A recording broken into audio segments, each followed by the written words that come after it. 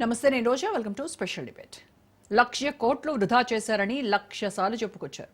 కాళేశ్వరం కుంగింది అంటూ గగ్గోలు పెట్టారు. ప్రాజెక్టు పనికిరాదంటూ ప్రచారం చేశారు. 2 ఏళ్లుగా కాళేశ్వరం చుట్టూనే రాజకీయం చేశారు. తీరా ఇప్పుడేమో రిపేర్లకు గ్రీన్ సిగ్నల్ ఇచ్చారు. కాళేశ్వరం ఎపిసోడ్లో బిగ్ ట్విస్ట్ నెలకొంది. కేసీఆర్ హయాంలో కుంగిన బ్యారేజ్లకు రిపేర్లు చేయించేందుకు రేవంత్ సర్కార్ సిద్ధమైంది. ఎట్టకేలకు కాంట్రాక్టర్లకు తెలంగాణ సర్కార్ ఆహ్వానం పలికింది. పునరుద్ధరణ డిజైన్ల కోసం టెండర్లు పిలిచింది. ఇంతకీ కుంగిన పిల్లర్లకు పూతలు పూస్తారా? మేడిగడ్డ, అన్నారం, సుందిళ్ల కథ ఏంటి? అక్కడే కడతారా లేదా పంతానికి పోతారా? కమిషన్ల కోసమే నేటి పాలకులు నాడు నానాయాగి చేశారా? బ్యారేజ్ల రిపేర్ల వెనుక ప్రజల ఒత్తిడుందా? కేసీఆర్ను బద్నాం చేద్దాం అనుకున్న రేవంత్ వ్యూహం బెడిసికొట్టిందా? కాళేశ్వరం కహానీపై ఇవాల్టి స్పెషల్ డిబేట్.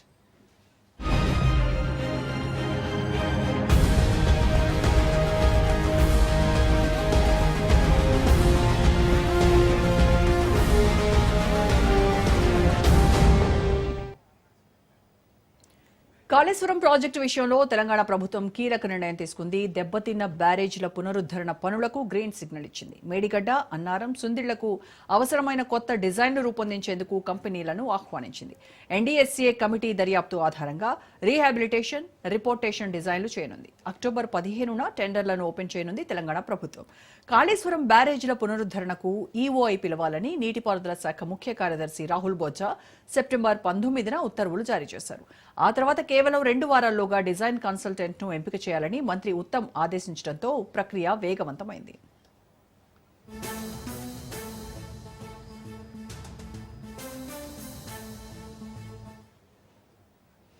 2023 అక్టోబర్లో మేడిగడ్డ బ్యారేజ్లోని 7వ బ్లాక్లో పిల్లర్స్ కుంగడంతో పాటు అన్నారం, సుందిళ్ల బ్యారేజీలో పగుళ్లొచ్చాయి. దీంతో 3 బ్యారేజీల పునరుద్ధరణపై ఎన్డీఎస్ఏ మార్గదర్శకాలను పాటిస్తూ ముందుకెళ్లాలని తెలంగాణ ప్రభుత్వం నిర్ణయించింది. వర్షాకాలానికి ముందు, ఆ తర్వాత బ్యారేజీల వద్ద భౌతిక, భూ సాంకేతిక పరీక్షలు నిర్వహించాల్సి ఉంది. ఇప్పటికే వానాకాలానికి ముందు చేపట్టాల్సిన పరీక్షలను అధికారులు పూర్తి చేశారు. మేడిగడ్డ బ్యారేజ్కి డిసెంబర్ వరకు, సుందిళ్ల, అన్నారం బ్యారేజీలకు నవంబర్ వరకు వరద ప్రవాహం కొనసాగే అవకాశం ఉందని ఇరిగేషన్ ఆఫీసర్లు అంచనా వేస్తున్నారు.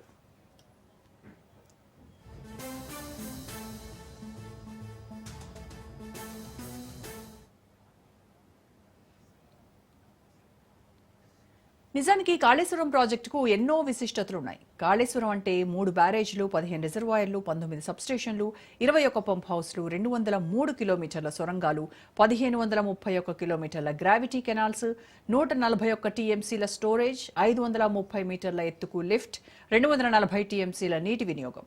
కాళేశ్వరంతో తెలంగాణకు జలాభిషేకం చేశారు కేసీఆర్. శ్రీరామ్ సాగర్, నిజాం సాగర్ ప్రాజెక్టులకు ప్రాణ ప్రతిష్ఠ చేశారు. గోదావరి, మంజీరా నదులపై నిర్మించిన శ్రీరామ్ సాగర్, నిజాం సాగర్ ప్రాజెక్టులకు వర్షాభావ పరిస్థితుల్లోనూ జలకళ సంతరించుకుంది.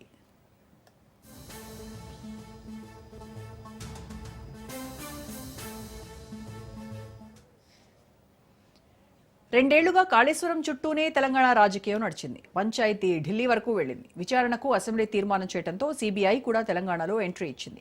కాళేశ్వరం ప్రాజెక్టు అవకతవకలపై justice PC Ghosh commission Revanth ప్రభుత్వానికి నివేదిక అందించింది. దీంతో కేసును సీబీఐకి అప్పగించింది సర్కార్. తెలంగాణ వరదాయినిపై కుతంత్రాలు చేస్తున్నారనే వాదన వినిపిస్తోంది. కాంగ్రెస్, బీజేపీ కలిసే తెలంగాణపై కుట్రలు చేస్తున్నాయని బీఆర్ఎస్ ఆగ్రహం వ్యక్తం చేస్తోంది.